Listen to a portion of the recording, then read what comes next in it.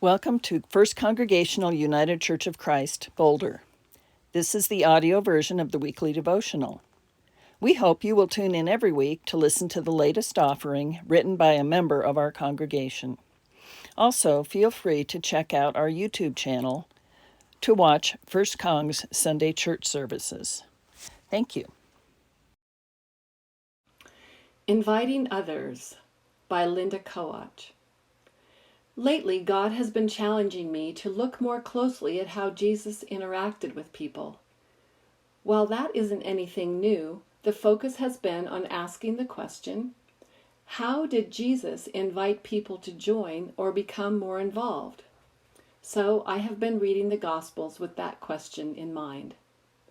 I found there was no magical answer, but what I did find was that Jesus simply modeled engaging others through relationship.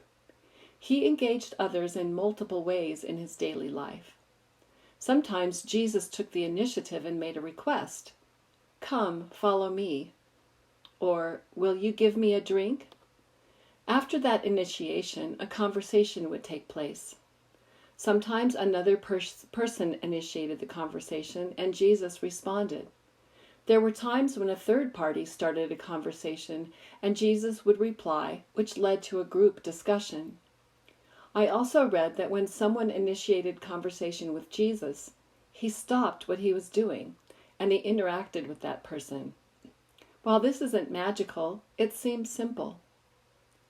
2 weeks ago, I had the opportunity to attend the annual Youth and Family Fall Gathering. We met at McIntosh Lake in Longmont to spend time together eating pizza, throwing the frisbee, talking, kayaking, and paddleboarding. At that gathering, I saw people engaging with one another. They followed the example of Christ. Did it happen automatically? No. First, people arrived at the park. They showed up. They were intentional and stopped their busy lives and attended an event to be with other people that day. Secondly, they took risks and started talking to one another. One person initiated a conversation and another responded. I took a huge risk and invited 2 high schoolers to get up and throw the frisbee with me. I must admit I feared rejection. Guess what?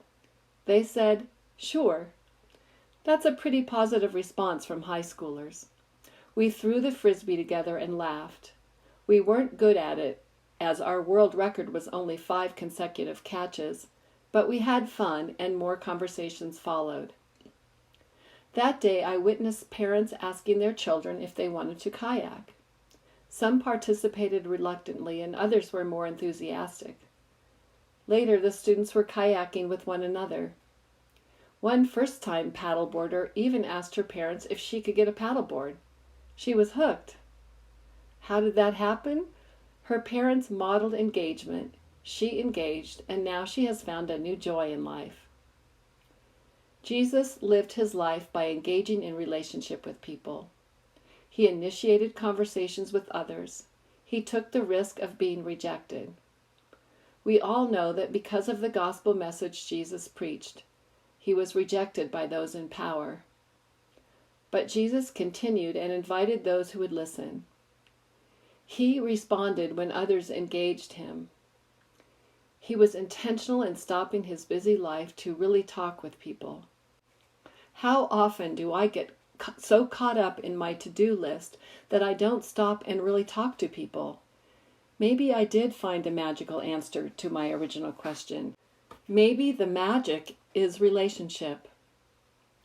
Loving God, you have invited me into relationship with you. When I am willing to engage with you through worship, learning, fellowship, and service, my relationship with you continues to grow and change. It is then that I can invite others to join or become more involved. Amen.